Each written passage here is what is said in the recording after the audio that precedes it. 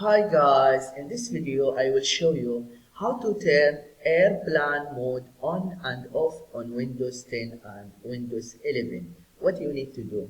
But before that, if you find this video is helpful, please subscribe to my channel and give a like. Okay, how to turn airplane mode on and off on Windows 10 and Windows 11. First, just go to the start icon, right click, and then click on settings.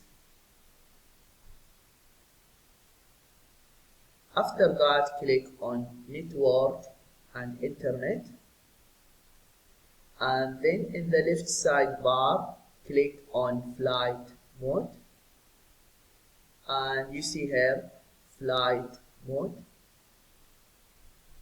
it's off. To turn it on, just click on it. Yeah, this is what you need to do if you want to know how to turn on and off flight mode on Windows 10 and Windows 11. I hope this video is helpful. Thank you for watching and see you in the next video.